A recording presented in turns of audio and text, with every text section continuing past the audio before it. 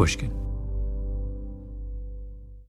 Over the next stretch of revisionist history, we have a special treat for you. 6 episodes, all devoted to one theme, an examination of the many weird and strange corners of the American obsession with guns. It's about what we don't know, what we get wrong, how we screwed up, and how utterly bizarre things get in a country where guns stand at the center of our culture. Our journey begins in 17th century England with a mysterious merchant named John Knight, who inexplicably has become a 21st century legal celebrity.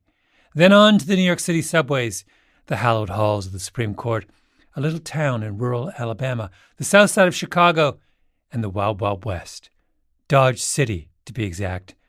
I'll show you what it means to get out of Dodge. We'll consider a what-if involving the assassination of Robert Kennedy. I'll shoot assault rifles in a range in the woods of North Carolina and sit in the basement of the University of Chicago Hospital as an ER doc pours out his heart to me. Now, as you may already know, you can hear this entire series starting right now by becoming a Pushkin Plus subscriber. You can subscribe on Apple Podcasts or on our website, pushkin.fm/plus, or hear the episodes weekly right here in the Revisionist History feed. We'd also love to hear from you as you listen. You can write into our contact form at revisionisthistory.com. All right, here we go.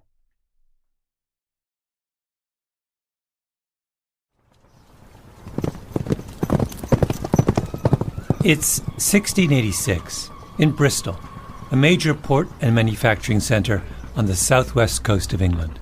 A local merchant named John Knight, Sir John Knight, is riding up a steep road outside the city to an Anglican church, St. Michael's on the Hill. Grey stone, slate roof, sturdy walls, built during medieval times to withstand the full brunt of hostile force. The city of Bristol, spread out below. Sir John Knight bursts in, and then, oh my God. John Knight!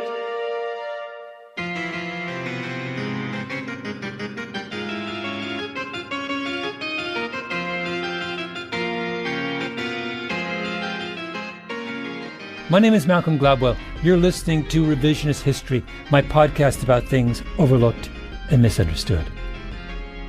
In this episode, I invite you to descend with me into the deep and bottomless historical pit that is Sir John Knight. The irrepressible Englishman who has achieved, more than 3 centuries after his death, a sudden and extraordinary celebrity.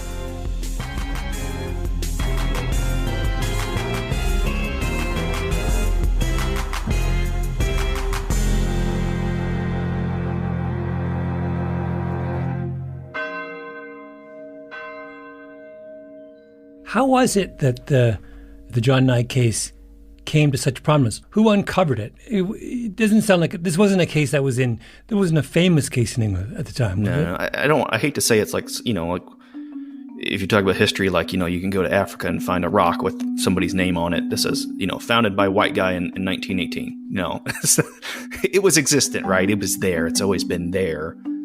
So I wanted to explain how that happened and why he matters. And I know that this is something you've thought about, so I naturally wanted to call you. First question, settle for me, who is the first modern legal scholar to reference Sir John Knight? Depends on what you mean by modern. William Hawkins in his 1716 treatise. I mean last 50 years. His most recent celebrity. Well, I mean, he was around in case law, not as common as he's been in the 21st century, but he was always around in case law to some degree. Shows up in a major 1843 case in North Carolina, and then another 1968 North Carolina case, among others. So yeah,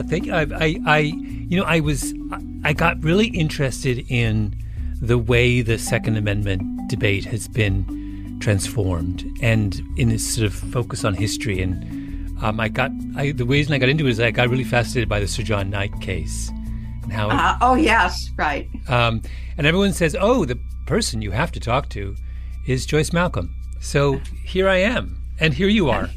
Here I am. Yeah. Right. When you were doing your book, your original work on this, how did you come across the Sir John Knight case? Well, it was a long time ago now. John Knight's name is spoken first only in the smallest of historical circles. Then it gets repeated again and again with increasing frequency in bigger and bigger rooms. I was at a conference in DC where they were discussing Second Amendment issues, and they had people giving papers from all perspectives. And I was just there to offer some, historical input. And I found myself having to clarify some of the basic details. And misassertions had been made about what had actually happened. So I said I happen to know about this because I read a lot of the sources. Do we know what Sir John looked like? His family life? His personal circumstances? Not really. But we do know something of his character. Principled to a fault, contentious, possessed of a steadfastness of mind and deed. So he was a Bristol merchant. He was from quite an important Bristol mercantile family, and perhaps because his father had been a sugar maker, Sir John Knight appears to have gone out to the West Indies and spent a period of time there, apparently rather controversially, because when he then applied a couple of years before the period we're dealing with to be the governor of the Leeward Islands, he appears to have been vetoed by the people there, saying that from their experience of him, he was the last person that they wanted to come out as the governor.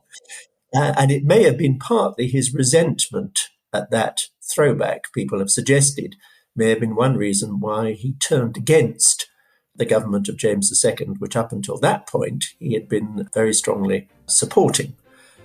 So he appears to have been a man of a short temper, much disliked by many other people, and highly manipulative. But do we need to make friends of our heroes? No, we don't. What we demand of our heroes is that they serve some larger cause, that they stand for something, that their name would be uttered with reverence on some grand stage. I know you've had a substantial debate with your friends on the other side about the Statute of Northampton. Do you know who that is? Neil Gorsuch, Supreme Court Justice, during oral arguments in November of 2021, posing a question to the legendary appellate lawyer Paul Clement. We haven't heard about that today, and I just wanted to give you a chance. Thank you, Justice Gorsuch. I'd say just a couple of quick things about the Statute of Northampton. Wait for it. First of all, I think that it was very clear from the Knight's case and the treatises that this court relied on in Heller that by the time of the framing of the Knight's case. John Knight.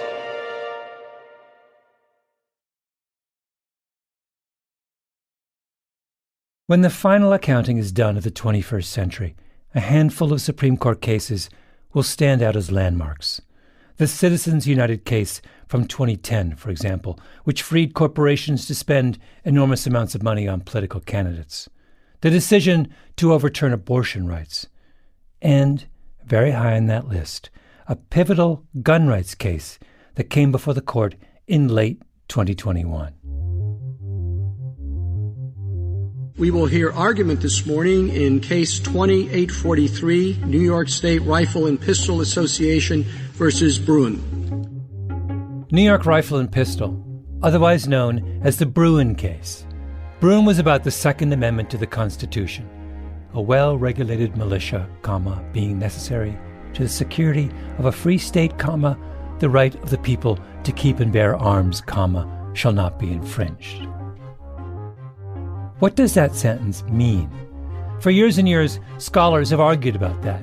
We even weighed in on it here at Revisionist History, if you remember, in Season 3's Divide and Conquer episode, with an investigation of the significance of the commas that surround the phrase, being necessary to the security of a free state. But then along comes the Bruin case. For 100 years, a law has been on the books in New York State that says you can only get a handgun if you prove you need one for some specific purpose. And the gun lovers of New York are unhappy about this. They sue. The Supreme Court agrees to take the case, and in November of 2021, lawyers for both sides gather for what is the first stage in all Supreme Court cases, oral arguments. They're in the court's central chamber on First Street, across from the Capitol. An imposing room in the grand neoclassical revival style. 44-foot ceilings, 24 Ionic columns in marble shipped from Liguria, Italy. The justices are sitting all in a row behind a long, curved mahogany table, there to hear the lawyers on both sides of the Bruen case present their oral arguments. The room is packed. A sense of anticipation is in the air. Mr. Chief Justice, and may it please the Court, the text of the Second Amendment enshrines a right not just to keep arms, but to bear them. And the relevant history and tradition, exhaustively surveyed by this Court in the Heller decision, confirm that the text protects an individual right to carry firearms outside the home for purposes of self-defense. Paul Clement, lawyer for the gun rights group. I'm happy to continue by point. Mr. Clement, sorry to interrupt you. That's Supreme Court Justice Clarence Thomas. Thomas would go on to write the court's majority opinion in the case. This is the moment where he tips his hand, shows us where he's leaning. If we analyze this and use history, tradition, the text of the Second Amendment, we're going to have to do it by analogy. So can you give me a regulation in history that is a basis, that would form a basis for legitimate regulation today? If we're going to do it by analogy, what would we analogize it to? What would that look like? If you were a law student armed with a yellow highlighter, you would underline the words history and tradition. Why? Because Thomas is telling us something crucial here. He doesn't care about the commas in the Second Amendment. He doesn't care about the arcane theories of the legal scholars. He doesn't even care about what the citizens of New York State may or may not think about restricting handguns. He cares about what the founders thought when they wrote the Second Amendment. And when he says you're going to have to do it by analogy, what he means is the only way to decide whether a restriction on guns is valid, is consistent with the Second Amendment, is did the founders way back when ever consider a restriction that looks like this New York law? Would they have been okay with it? And Clement agrees. So can you give me a regulation in history that is a basis, that would form a basis for legitimate regulation today? Yes. That's what this case is about. We're arguing history here. Mr. Chief Justice, and may it please the Court. Then the attorney for the other side stands up, Barbara Underwood, Solicitor General of the State of New York. For centuries, English and American law have imposed limits on carrying firearms in public in the interest of public safety. The history runs from the 14th century Statute of Northampton, which prohibited carrying arms in fairs and markets and other public gathering places, to similar laws adopted by half of the American colonies and states in the founding period. The Statute of Northampton. That's the third time we've heard it mentioned.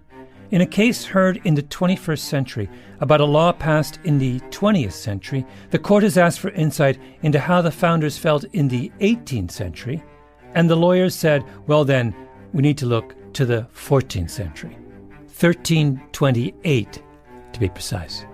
Your Honor, during the reign of Edward II, the English Parliament passed the Statute of Northampton, which says that no man shall disturb the peace by riding armed night or day without, quote, forfeiting their bodies to prison at the king's pleasure. The Statute of Northampton is part of English common law. English common law is what the first English settlers brought with them on the Mayflower. English common law is what the founding fathers learned in school. You want an analogy from history? You want to play early history? I give you a crucial law from 1328, which absolutely the founders knew about, that restricts guns way more than anything we're talking about in this court, Your Honor. If court cases are chess this is check. The only way the gun rights crowd can win is if they can find their own bit of ancient history that trumps the Statute of Northampton. And, incredibly, they do. John Knight! Yeah. Going back to when you were doing your book, your original work on this, how did you come across the Sir John Knight case? Well, it was a long time ago now, but I looked through all of the cases, and there are these little handbooks on what the law was at different times that were published to help justices of the peace and judges. I looked through the laws. I did a lot of manuscript reading and really investigating what Parliament was doing, what was happening at that time. Joyce Malcolm, the Patrick Henry Professor of Constitutional Law and the Second Amendment at the Antonin Scalia Law School at George Mason University in Virginia. In a world where history matters more than law or public sentiment, historians become heroes. The magazine National Review once described Joyce Malcolm as the nice girl who saved the Second Amendment. She, quote, looks nothing like a hardened veteran of the gun control wars. Small, slender, and bookish, she's a wisp of a woman who enjoys plunging into the archives and sitting through panel discussions at academic conferences. Malcolm felt the argument over gun rights had been set adrift from history. If we didn't know what the founders thought, how would we know what we should think? In her most famous book, To Keep and Bear Arms, The Origin of an American Right, she set out to answer that question. And while poring through casebooks from the 18th and 19th century, she found it, the key that unlocked the whole mystery. No more than a handful of paragraphs and a short summary, but the story it told was riveting. It's 1686. England is overwhelmingly Protestant, legally and officially dominated by the Church of England. But for a brief period in the 1680s, the king was James II, who was Catholic. And Church of England loyalists were outraged by the possibility that the king might try and empower his fellow Catholics. And one of those outraged Church of England loyalists was a merchant from the coastal town of Bristol, a man named Sir John Knight.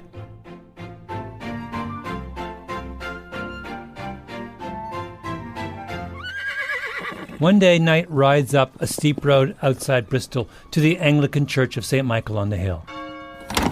He bursts in, the story goes, waving his guns, gives an impassioned speech.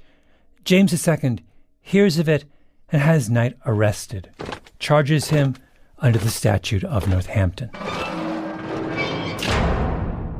The information sets forth that the defendant did walk about the streets armed with guns and that he went into the Church of St. Michael in Bristol in the time of divine service with a gun to terrify the king's subjects. And what happens? The jury decides not guilty. Joyce Malcolm reads this, and it takes her breath away. Everyone thinks that English common law, on which the American legal tradition is based, was hostile to people walking around with guns. But that is not true. John Knight was acquitted. John Knight goes up against the Statute of Northampton, and John Knight wins. One side says, the Statute of Northampton, check.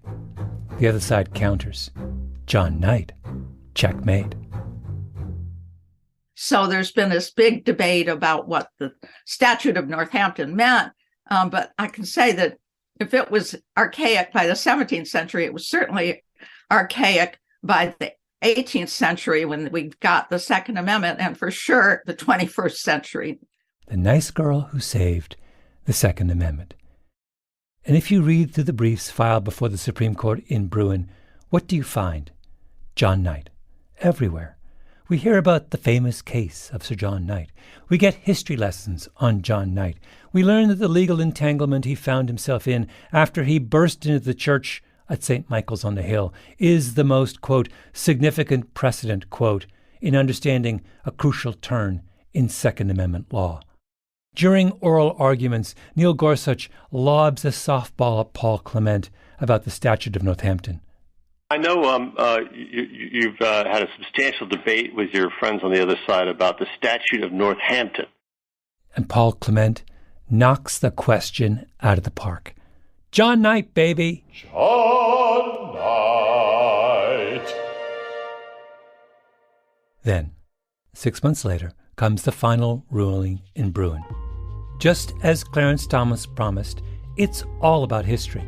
8 pages on the period between 1285 and 1776, 5 pages on colonial America, 9 pages on 1791 to the Civil War, 6 pages on the path to Reconstruction, one of the most important cases of our generation, a landmark that once and for all clarifies the most controversial of all the amendments to the U.S. Constitution.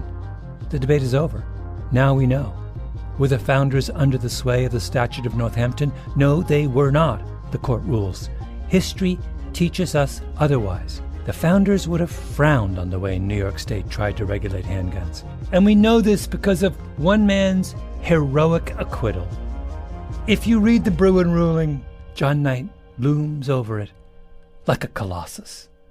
John Knight, John Knight, John Knight. He pops up again and again like a late 17th century whack-a-mole. I've been really drawn. In fact, this morning I was reading over again the stuff about the Rex v. Knight, the John Knight case. I called up a Second Amendment scholar named Patrick Charles. Before long, talk swung to John Knight. Of course it did. There's no quitting John Knight once you catch John Knight fever. But you know, it's a totally fascinating history taken in itself. But in context, the idea that, you know, in the middle of a contemporary debate about how to handle the possession of dangerous weapons in America, that we're spending our time obsessing about a case from the 17th century in Bristol in England is hilarious. Yes, on the one level, you're absolutely correct. Patrick Charles and I agreed that it was hilarious to spend so much time on John Knight. And then what did we do? We continued talking about John Knight. John Knight is the groundhog who emerges from his musty English lair every spring to cast a shadow across 21st century jurisprudence. The beaver who stealthily builds a legal edifice out of mud and sticks.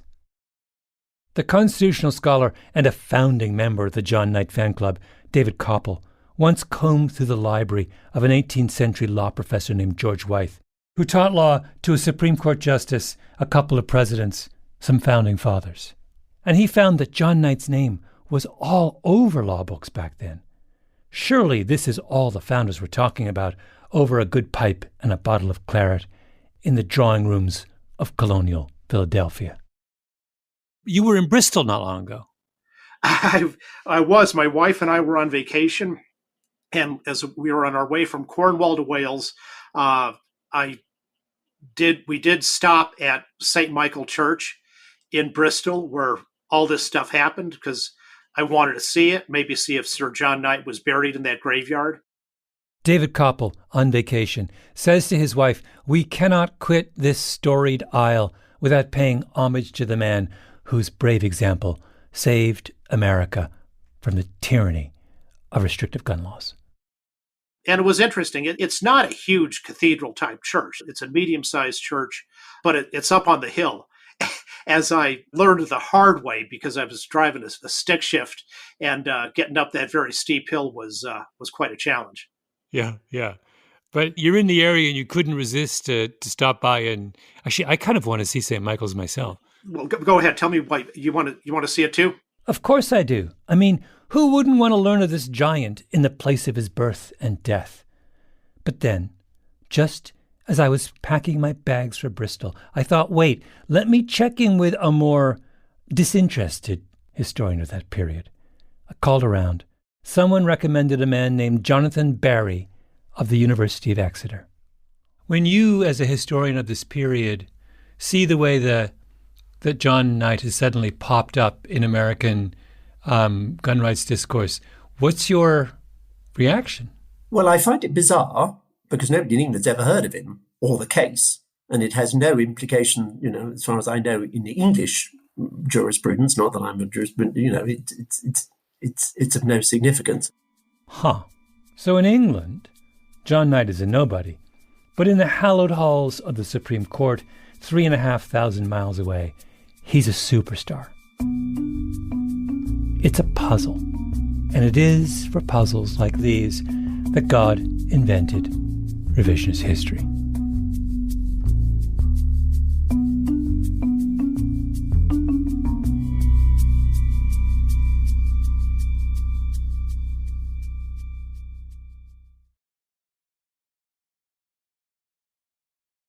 One of the problems associated with the coronation of John Knight as the savior of the gun rights movement is that our understanding of the details of his arrest and acquittal was limited. We had the verdict, but not much else. After all, it happened in 1686. It's not like there are digital records somewhere in the Bristol courthouse. What was known about the case came from legal catalogues from the 18th and 19th century, the kind that a lawyer or a judge might subscribe to, that offer brief summaries, news briefings, of the goings-on in various courthouses around England. That's what Joyce Malcolm found in her Eureka moment. A brief write-up from a long-ago legal newsletter on the matter of Rex v. Knight. It was about a paragraph long. But let's be honest. One paragraph in a legal digest is not exactly the strongest of foundations for completely overturning our understanding of the Second Amendment. And, perhaps more ominously, the newly inaugurated members of the Sir John Knight fan club tended to be lawyers. And lawyers deal in black and white, hard facts, the letter of the law, tangible evidence. But now they had crossed over into the land of history. And history is not like the law at all. History is a living, organic thing that gets rewritten all the time. I mean, why do you think we call this podcast Revisionist History? Because historians love to say, wait a minute, I found something new that makes me think we didn't quite realize what we were talking about before. And in the case of Sir John Knight, that something new was the newsletter of the intrepid Roger Morris.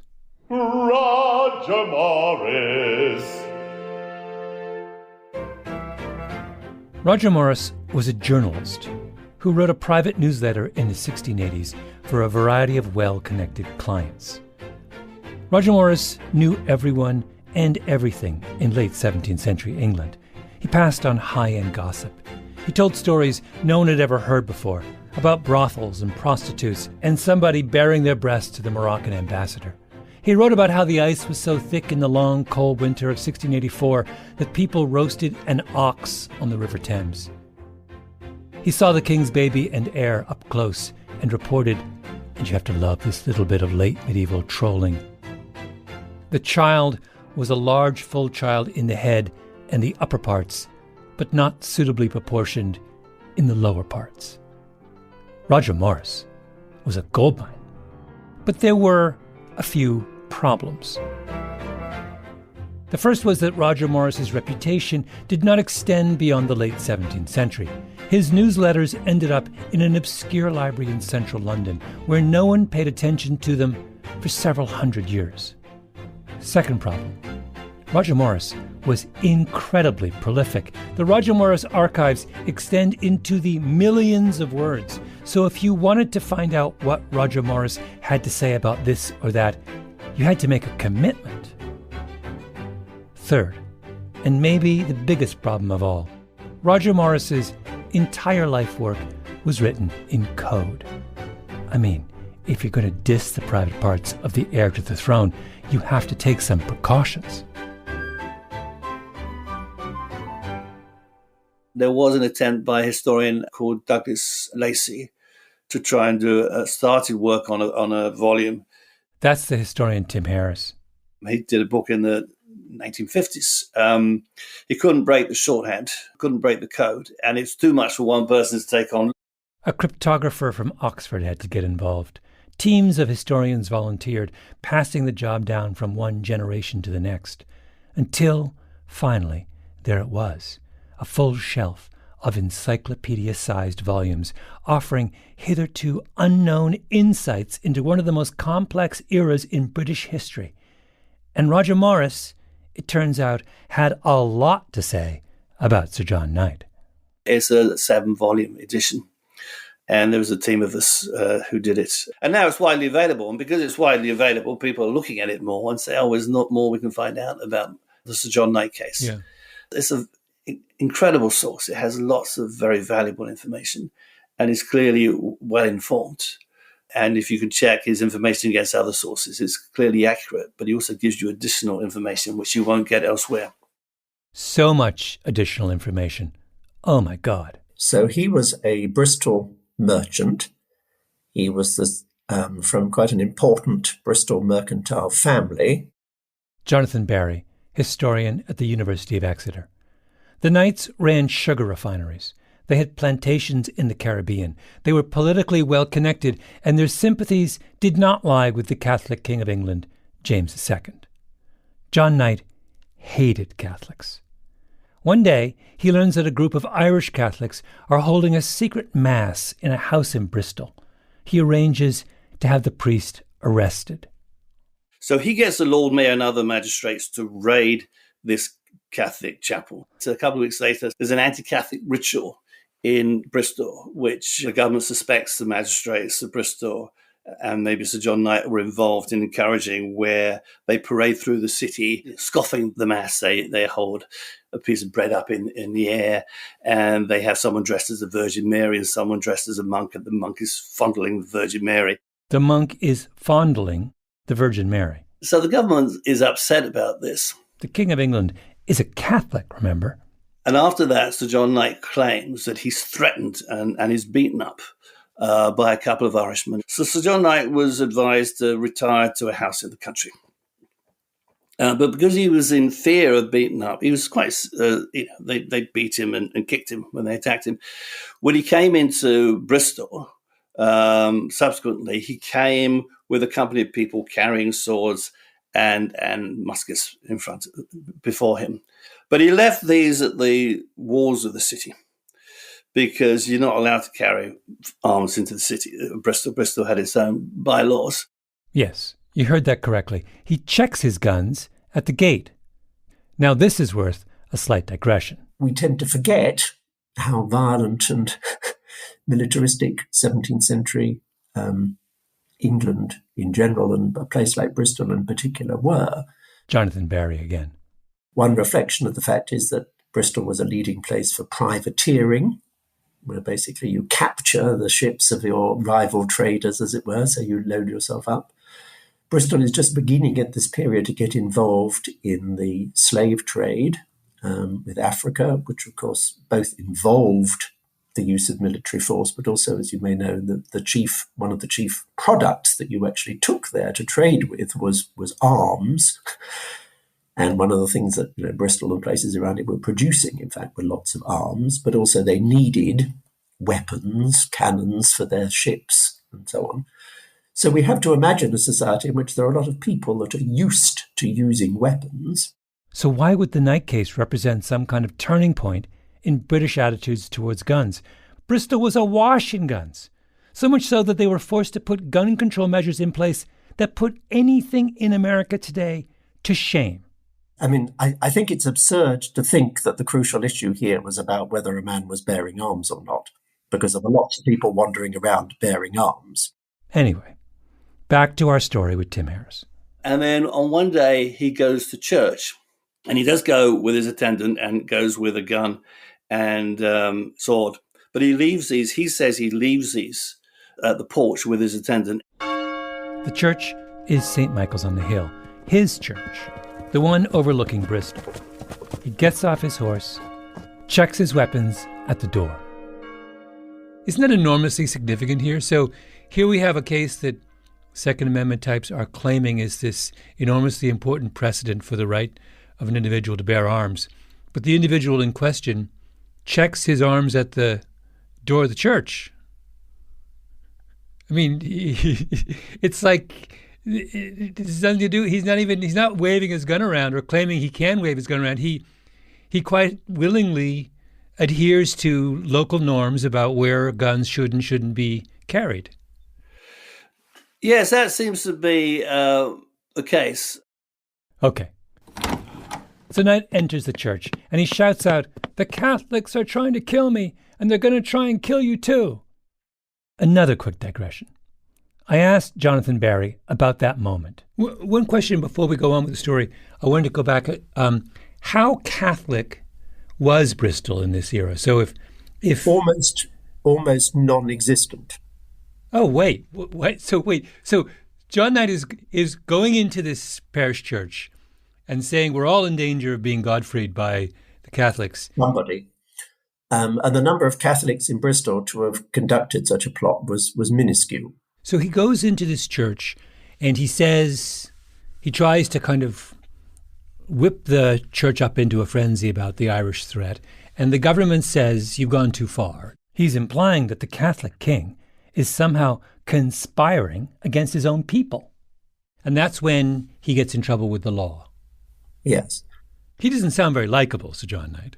Nobody appears to have liked Sir John Knight. No. The government goes after John Knight because he's a jackass. He's running around conjuring up ridiculous conspiracy theories about Catholics. So the charge, all the newsletter accounts I've read emphasize that it's the words that he spoke in the church, and therefore this was proof of his disloyalty. That was a key issue for why they wanted to arrest him. Now they decide to get him on the Statute of Northampton, which is a statute from 1328 saying it's a breach of the peace. And he pleaded not guilty. He claims that he didn't take the gun or the sword into the church. He left it outside. And the church is actually just outside the walls of the city of Bristol, as it was back then. It's a Protestant church, obviously. And he leaves the gun and the sword outside. And the jury said he's got a proven track record of being loyal to the government. And so they found him not guilty. Because he didn't brandish a gun in church. The jury didn't find him disloyal because they knew he'd been loyal to the previous Protestant king. He wasn't armed, so they couldn't get him on that. He just didn't like Catholics. And so what? This is Bristol in 1686. No one in Bristol in 1686 likes Catholics. The case against him is dead on arrival. And by the way, no one knows this better than the government. So they actually don't want to prosecute Knight. They actually want Knight to apologize, and then they try and bury the case. That seems to be what's implied in the newsletter accounts I've read. That doesn't happen. They would have preferred if he'd apologized, and they could have said, okay, we'll let it go. So, to recap, John Knight's episode in the Church of St. Michael has become a heroic moment to the American gun rights movement, even though John Knight wasn't actually carrying a gun when he entered the Church of St. Michael, even though the case against him had nothing to do with guns, even though Bristol, in fact, had gun control ordinances that puts every gun control ordinance in America today to shame, and even though the whole brouhaha was just about him being a bigot who was terrified of a Catholic conspiracy taking over Bristol, even though there were hardly any Catholics in Bristol. And even though the whole case was dead on arrival and Knight could have apologized and made it all go away, and just didn't feel like it. But the only way you would know all this is if you were willing to wade through the 7 volumes of Roger Morris's coded newsletters. And who has time for that? I was reading did you read, there's the historian Tim Harris wrote an essay on. Yeah. I was amused to see there was he talks about the Sir John Knight case, about how when he goes to the church, the Protestant church, right, to speak to what he thought was the threat being posed by the Catholics in Bristol, he insists that he checks his weapons at the front of the church. And he also says that when he goes into Bristol, he abided by the bylaws of Bristol and didn't carry his weapons into the past the city's limits. I wondered how Joyce Malcolm made sense of all these new facts. The Roger Morris newsletters were finally decoded more than 10 years after she wrote her opus To Keep and Bear Arms. So I'm just curious, how do those sort of two facts fit into this story? So even if the Sir John Knight case represents some kind of affirmation of the individual right to peaceable carry, so John Knight himself is complying with some pretty strict gun control laws, isn't he? I think, to be honest, I think that Professor Harris is wrong. First of all, because there was all of these duties and requirements to protect yourself, and in the judge's opinion in their Sir John Knight case, he says that the law allows gentlemen to go about with arms as long as they're not, unusual and dangerous weapons. So the judge seems at odds with Professor Harris. Mm. But what do you make of Sir John Knight's claim that he checked his weapons at the front of the church and didn't carry his weapons into the city of Bristol? I find that very odd, because if that were the case, if there was a law that he couldn't carry his weapons into the city of Bristol at all, that the whole city was what we would now call a sensitive place, that no one could wear, it goes against your right to protect yourself. It goes against your right to protect yourself in your house. It goes against the judge's ruling. And to be honest, Professor Harris is British. They don't think much of the right to be armed. The homicide rate in the United States, if you're wondering, is 4.5 times higher than the United Kingdom. When I explored that right and told my British friends about it, most of them didn't even realize they ever had a right to be armed. There's this whole history that they haven't looked at. And I think it was because, as I said earlier, I asked an American question. We were interested in that. They weren't particularly interested in a right to be armed. And so it wasn't something that they had studied or been even very curious about until I started to write about it. Yeah. But if the British aren't interested in a right to bear arms, then why are we drawing on why is British tradition relevant to the discussion of American individual gun rights? I think this was a history that was lost to them. I think modern British people have a different view of it. They're much more dependent on the state taking care of them, particularly since World War II. This is earlier British history. It's a history that they really were not that familiar with. They were looking at other things. And I think that one of the contribution I made was that I was an American that looked at British history and English history with American questions, with the things we were interested in. Yeah. And what of the Supreme Court? How did the highest legal body in the land, in the landmark ruling of New York State Pistol and Rifle Association v. Bruin, handle the fact that their hero has feet of clay? I know I have it summarized somewhere, but let me see. I think this is it. Yes. I asked Patrick Charles to read me the relevant section. To the extent that there are multiple plausible interpretations of Sir John Knight's case, we will favor the one that is more consistent with the Second Amendment's command. Which, in other words, there's a whole long list of ways we can make sense of this. We're going to pick the one we like the most. Okay, which one's exactly. That's the one that makes our life easiest in arguing the case we've already decided we want to argue. It's like history is cherry picking. Oh, it's so cherry picked. The Supreme Court decides to clear up the ambiguity over the Second Amendment. Let us leave the verdict to history, they declare. But then their hero turns out to have feet of clay, so they shrug and go on with the things that they had already made up their mind to do before they tried to convince us that they wanted to play historian, and go to England and make their pilgrimage to St. Michael on the Hill and pretend that the man who they have chosen to symbolize the grand tradition of American gun rights is something other than a jackass. And after far too many hours reconstructing the history of this jackass, I realized that I had fallen into the same trap that we've all fallen into in this country when it comes to gun violence. We're talking about the wrong things, telling irrelevant stories.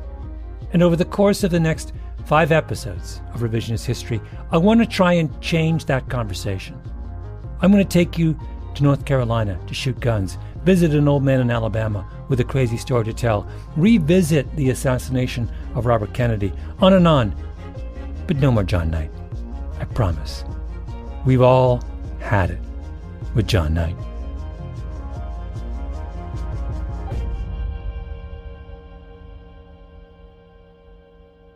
What kind of person was he? Not the sort of person I want to have a drink with. It was a nasty piece of work, really. He was vindictive and spiteful. He's a bigot. He's a troublemaker. He's obviously deliberately going out to try and provoke trouble in April 1686 when he gets this priest arrested because he's stirring things up. So, not a nice piece of work. That's my basic view of him. He's involved in the slave trade as a sugar refiner. I would hardly see that he was a sort of hero figure that champions of American liberty would want to celebrate, although maybe that's not the point. John Knight.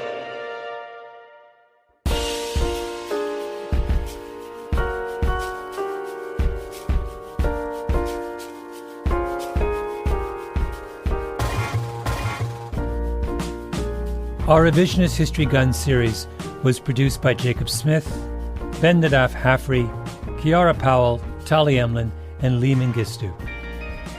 We were edited by Peter Clowney and Julia Barton, fact-checking by Arthur Gompertz and Cashel Williams. Original scoring by Luis Guerra, with vocals in this episode by the magnificent Ethan Hirschenfeld. Mastering by Flawn Williams. Engineering by Nina Lawrence. I'm Malcolm Gladwell.